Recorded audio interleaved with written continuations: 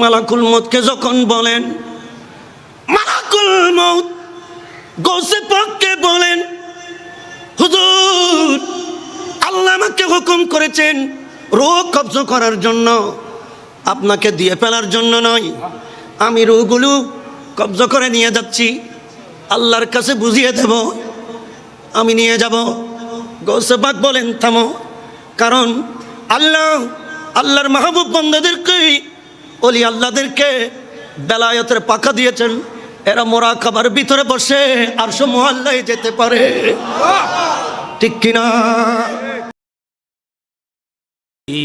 ইজে নমি দানম আগসিনিয়া রাসূলুল্লাহ সালাতুনিয়া আলাইকুম।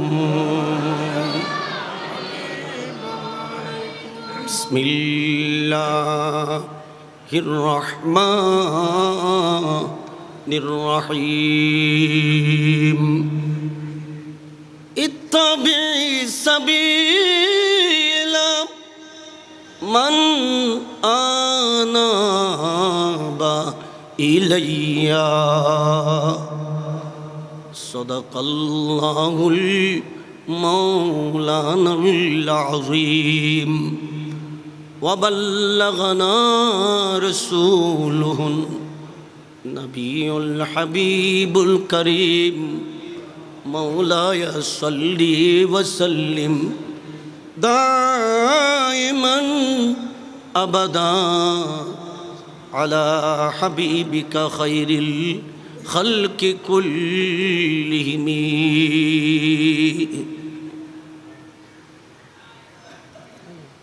মুআজ্জাজ মুহতারামুল মাকাম শহর দরবার শরীফ, এই দরবারের প্রতি আমাদের একটা আলাদা দুর্বলতা আছে, যে দরবারটা হলো অলি বানানোর ফ্যাক্টরি।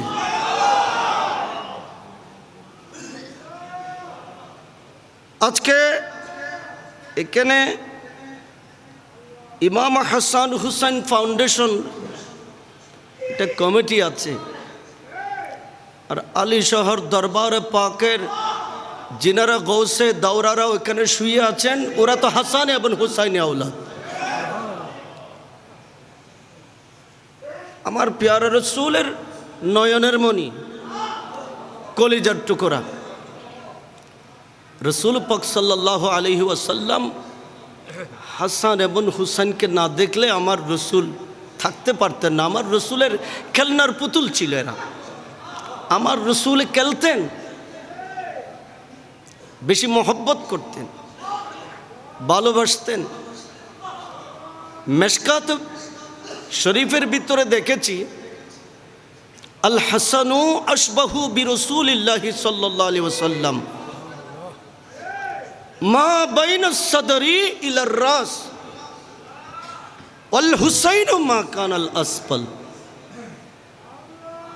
আমার প্যারা রসুল সরকার কায়নাত আমাদেরকে বলেছেন, উম্মত যারা মুস্তফাকে দেখো নাই, আল্লাহর হাবিবকে যারা দেখো নাই, যারা সিদ্দিক আকবরকে দেখো নাই, ফারুক আজমকে দেখো নাই, উসমান গনি জিন্নুরাইনকে দেখো নাই, শের খুদা মৌলা আলী কররামাল্লাহু ওয়াজহুকে দেখে নাই, রসুল পাক সাল্লাল্লাহু আলাইহি ওয়াসাল্লাম বলেন যে তোমরা হুসাইনি এবং হাসানি আওলাদকে দেখো, ওই দেখার স্বাদটা পেয়ে যাবে, মুস্তফাকে দেখার স্বাদ ওইখানে পেয়ে যাবে। আমার প্যারা রসুল হাদিসে পাকে বলছেন যে আমার নাতি হাসান, উনি আমি রসুলের এত বেশি পেয়ারা ছিল, ইমামে হাসানের বক্ক মুবারক থেকে সেরেপাক পর্যন্ত অবিকুল আমার পেয়ারা নবী মুস্তফার প্রতিচ্ছবি ছিল। আমার রসুলের কি ছিল? প্রতিচ্ছবি ছিল। ওয়াল হুসাইনু মা কানাল আসফাল, আর ইমামে হুসাইন, ইমামে আলী মকাম, সুলতানে কারবালা, মজলুমে কারবালা, হযরত ইমামে হুসাইন রাদিয়াল্লাহু তাআলা ওনার ব্যাপারে আমার রসুল পাক বলছেন, কোমর মুবারক থেকে পা মুবারক পর্যন্ত ইমাম হুসাইন আমার পেয়ারা নবী মুস্তাফার মতো ছিল। সুবহান, আরো জোরে বলেন না সুবহানাল্লাহ। আমার রসুলের দুনিয়ার জমিন থেকে যাওয়ার সময় হয়েছে।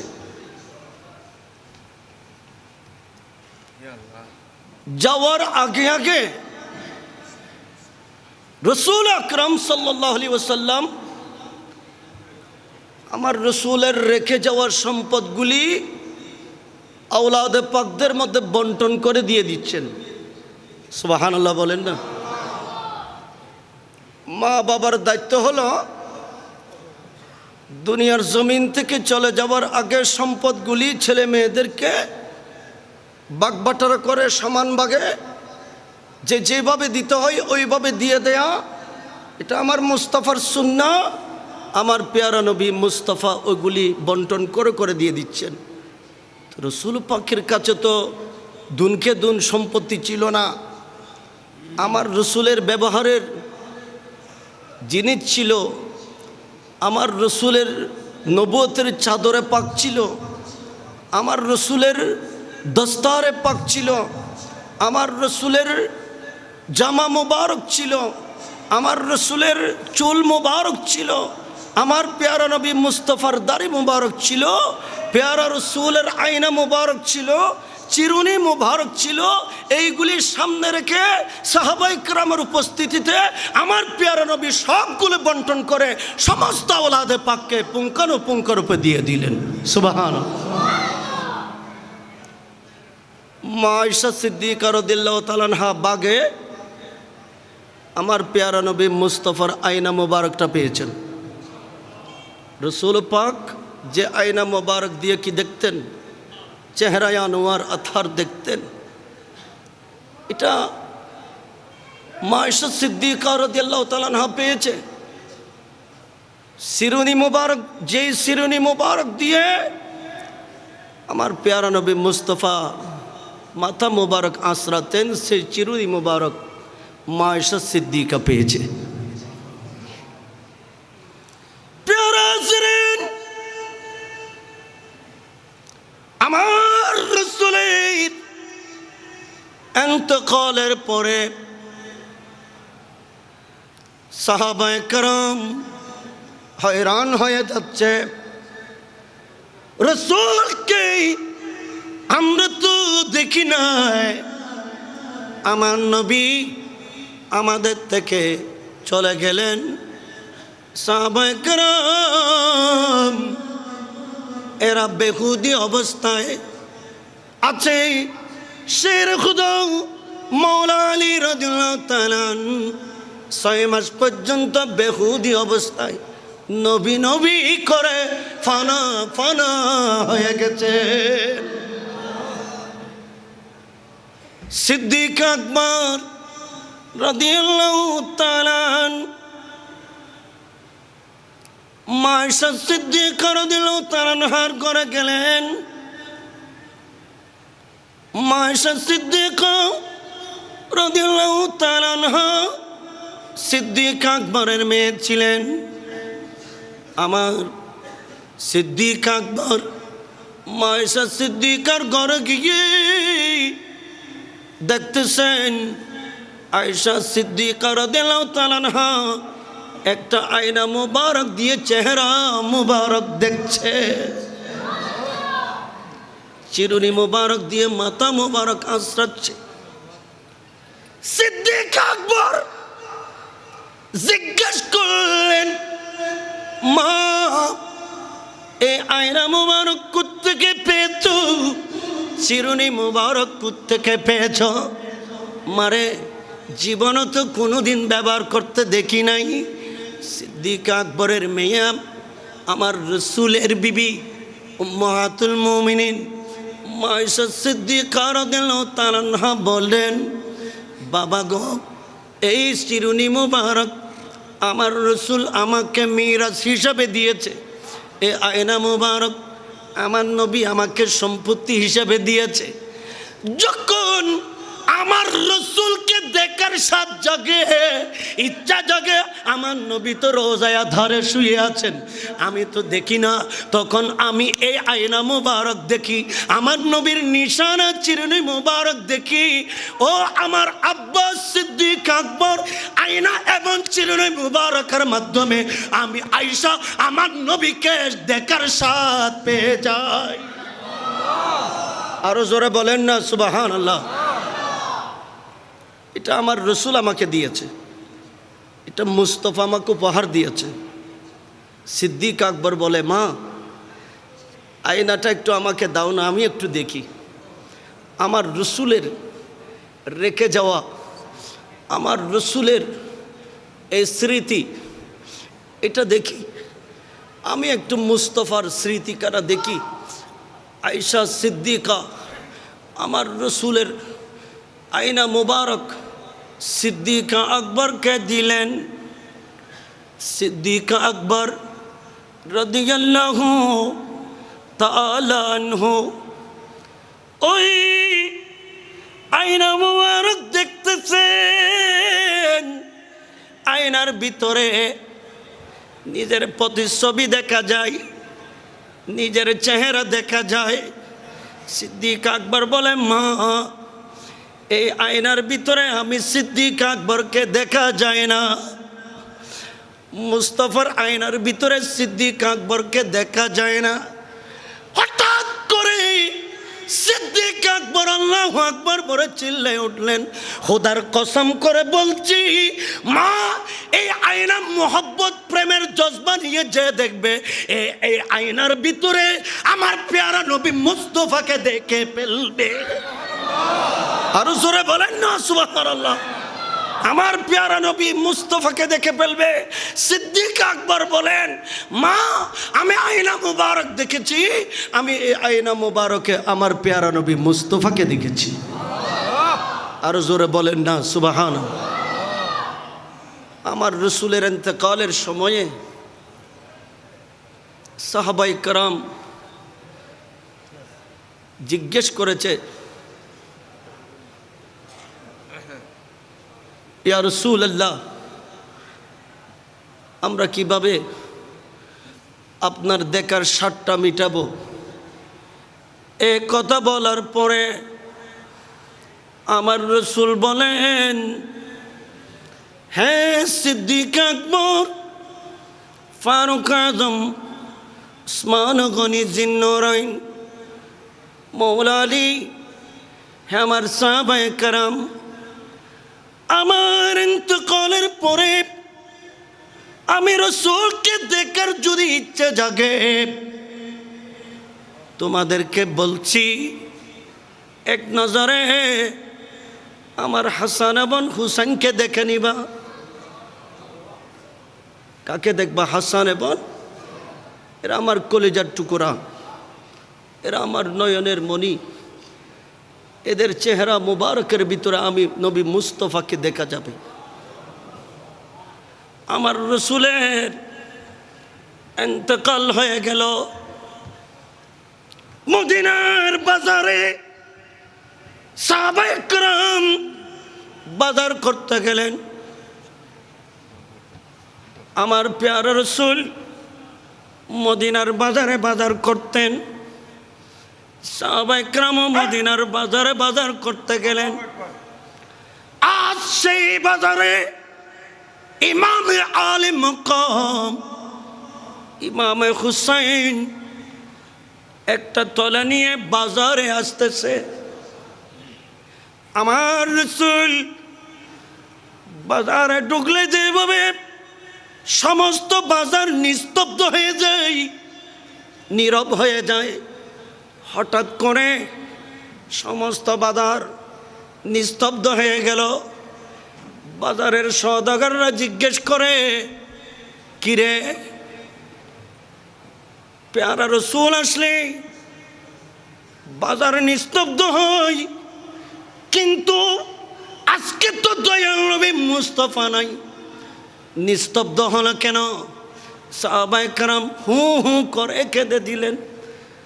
যে বাজার হু হল্লার জায়গা, ওখানে সাহাবায়ে কেরাম হু হু করে কেঁদে দিলেন। খোদার কসম করে বলছি, ইমাম হুসাইন যখন বাজারের দিকে আসতেছে, আমাদের মনে হয়েছে ডাইরেক্ট মদিনাওয়ালা নবী বাজারে আসতেছে। আরো জোরে বলেন না সুবহানাল্লাহ। ইমাম হুসাইনকে দেখলে আমার রসুলের স্বাদ পাওয়া যায়। আজকে আমরা এমন একজন মেহমানে মুআল্লা পেয়েছি, যাকে দেখলে উম্মতের চেরাগ দেখতে পাওয়া যায়। ঠিক কিনা বলেন না? আল্লাহ পাক রব্বুল আলামিন যুগে যুগে আল্লাহর মাহবুব বান্দাদেরকে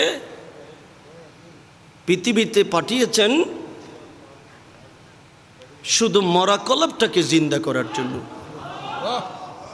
কারণ কলব জিন্দা করা ছাড়া হাজার কোটি টাকার সম্পদ থাকলেও ওই সম্পদের কোনো মূল্য, একটা মাত্র সম্পদের মূল্য আছে, সেটা হলো যদি কলবকে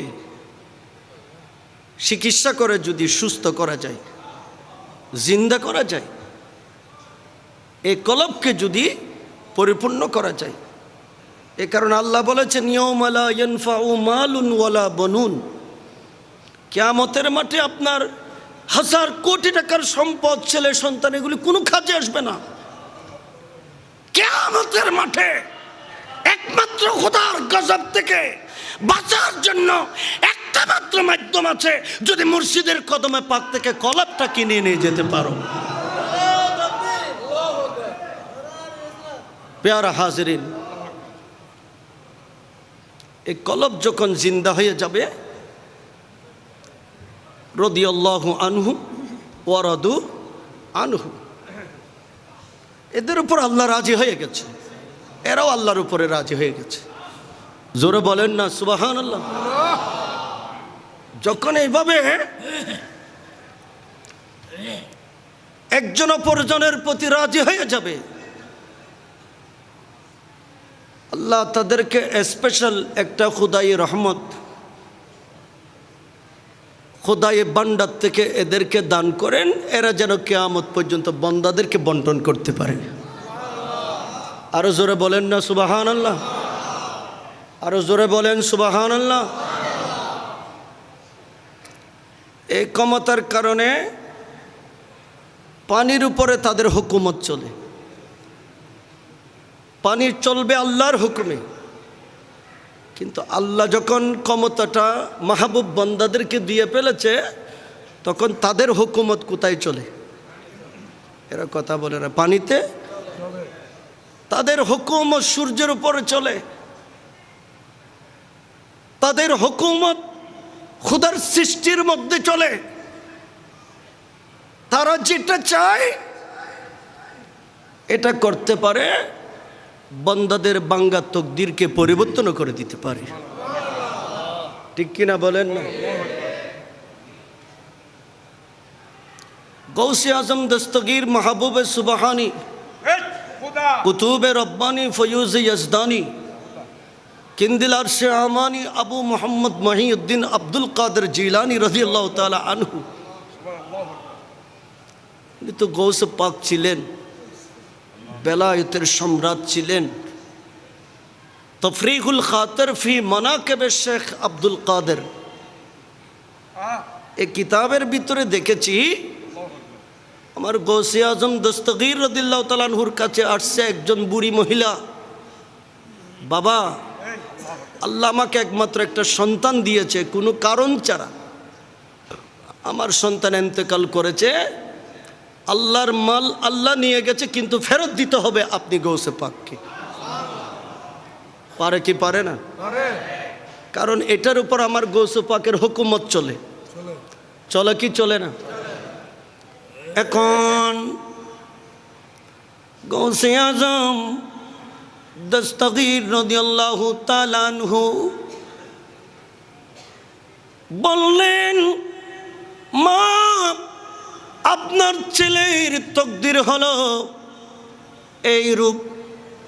ছেলে দুনিয়ার জমিন থেকে চলে গেলেন, এই ছেলেকে কিভাবে ফেরত দেব?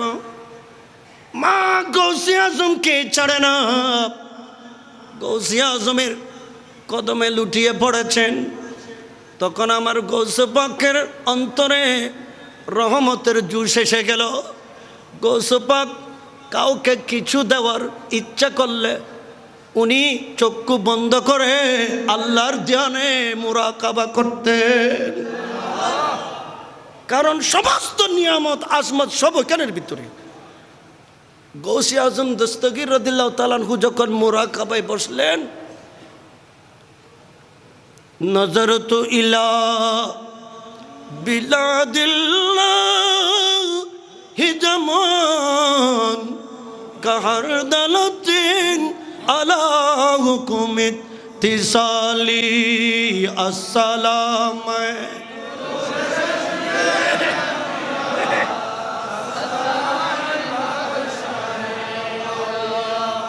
प्यारा हाज़रीन, गौसे पाक মুরাকাবা যখন করলেন, তফরিকুল খাতরের ভিতরে দেখলাম লৌহে মাহফুজের দপ্তর আমার গৌসে আজম দস্তগীরের বেলায়েতের নজরের সামনে। গৌসে পাক দপ্তরটা খুললেন, ওই বন্দার হায়াত এবং মৃত্যুর দপ্তরে গেলেন। ওখানে দেখছেন উনার হায়াত এতটুকুন, কিন্তু গৌসে আজম দস্তগীর রাদিয়াল্লাহু তাআলা নিরুপায় হলেন। ওই বুড়ি মাকে সন্তুষ্ট করতে হবে, এ কারণে উনি মালাকুল মউতকে বলেন, হে মালাকুল মউত, আল্লাহ তোমাকে সৃষ্টি করেছেন বন্দার রূহ কবজা করার জন্য, আর আমাকে সৃষ্টি করেছেন তোমার থেকে রূহ কেড়ে নেওয়ার জন্য।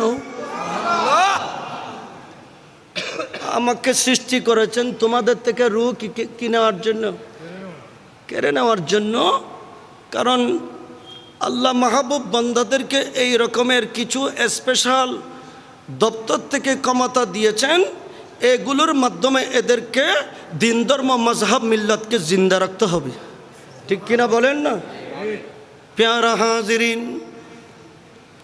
গৌসে আজম মালাকুল মউতকে যখন বলেন, মালাকুল মউত গৌসে পাককে বলেন, হুজুর, আল্লাহ আমাকে হুকুম করেছেন রূহ কবজা করার জন্য, আপনাকে দিয়ে ফেলার জন্য নয়। আমি রূহগুলো কবজা করে নিয়ে যাচ্ছি, আল্লাহর কাছে বুঝিয়ে দেব, আমি নিয়ে যাব। গৌসে পাক বলেন, থামো, কারণ আল্লাহর মাহবুব বান্দাদেরকে, ওলি আল্লাহদেরকে বেলায়েতের পাখা দিয়েছেন, এরা মুরাকাবার ভিতরে বসে আরশ মুআল্লায় যেতে পারে। ঠিক কিনা? প্যারা হাজিরিন, গৌসে পাক বলেন, তুমি থামো। মালাকুল মউত থামে না। মালাকুল মউত যেতে আছে আমার গৌসে আজম দস্তগীর রাদিয়াল্লাহু তাআলা আনহু। ইনি মুরাকাবার মাধ্যমে বেলায়েতের পাখা দিয়ে আসমানি জগতে যাচ্ছেন। আমার গৌসে আজম দস্তগীর মেরাজ রাতে আমার ইমামুল আম্বিয়ার সাথী ছিলেন। ঠিক কিনা বলেন না? এইভাবে যেতে যেতে যেতে যেতে মালাকুল মউত দ্বিতীয় আসমানে গেলেন, গৌসে পাক প্রথম আসমানে গেলেন, মালাকুল মউত তৃতীয় আসমানে গেলেন, গৌসে পাক দ্বিতীয় আসমানে গেলেন, মালাকুল মউত ষষ্ঠ আসমানে গেলেন। গৌসে পাক উনি বেলায়েতের পাখার গতি বাড়াইয়া দিলেন। সপ্তম আসমানে গিয়ে মালাকুল মউতকে পিছন থেকে ধরে ফেললেন। রূহ কবজা করে নিয়ে যাচ্ছে, রূহর তলে কেন আমার গৌসে পাক কেড়ে নিয়ে ফেললেন।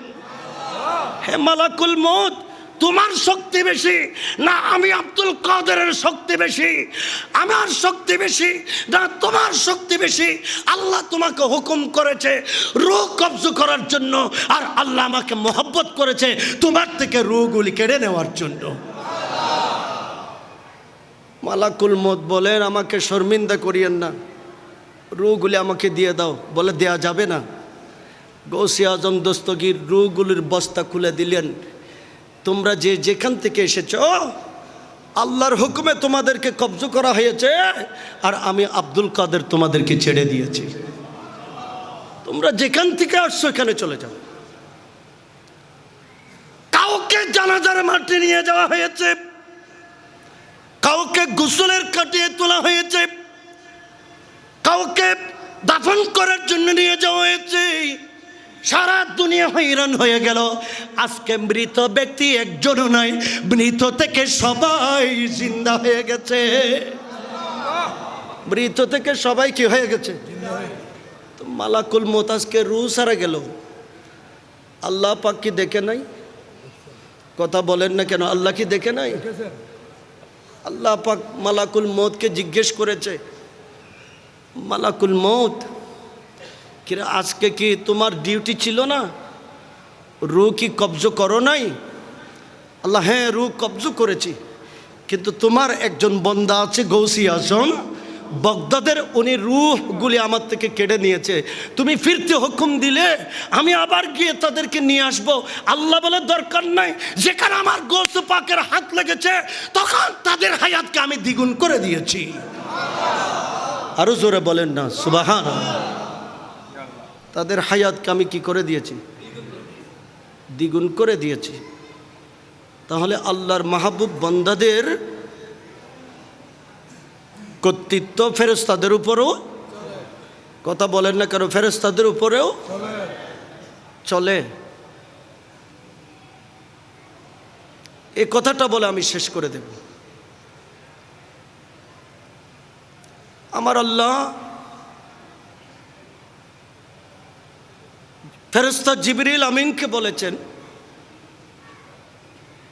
জিবরিল তুমি বেহেশতে যাও, ওখান থেকে আমার পেয়ারা নবী মুস্তফার জন্য একটা বুরাক সাজিয়ে নিয়ে আসো। আজকে আরশে মুআল্লা দুলা হবে আমার পেয়ারা নবী, কথা বলেন আমার রসুল, আমার পেয়ারা নবী মুস্তফা। জিবরিল আমিন বেহেশতে গেলেন,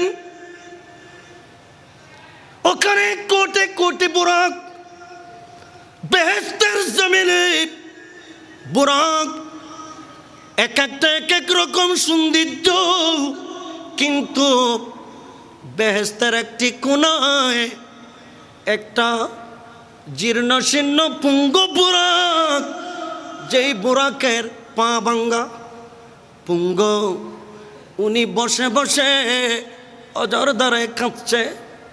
আজকে হয়তো আমার তকদিরে জুটবে না, আমি ইমামুল আম্বিয়াকে আমার পিঠে তুলতে পারবো না, কারণ আমি পুঙ্গ। আমি পুঙ্গ।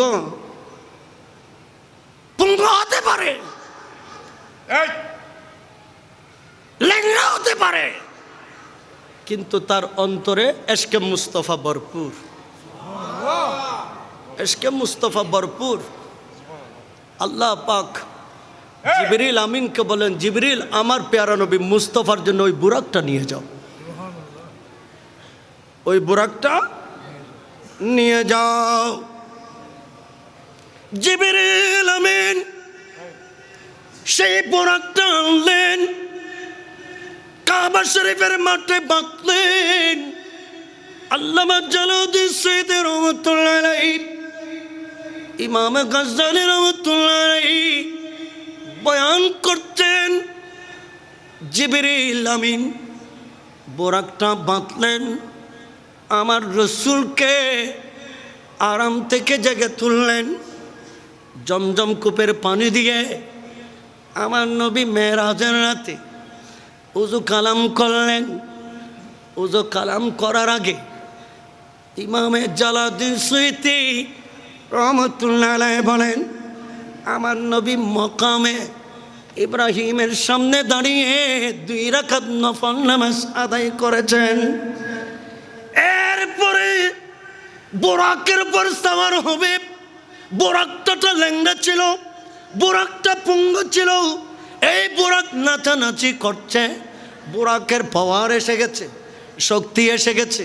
জিবরিল বলে, থামো হামুস, হে বোরাক থামো, হে বোরাক থামো, হে বোরাক থামো। তুই কি জানিস না আজকে তোর পিঠে কে উঠবে? এইভাবে নাচানাচি করিস না। বোরাক বলেন, আজকে আমার নাচানাচি করার সময়, আজকে তো আমি দুজাহানের দুলাকে নিয়ে যাব।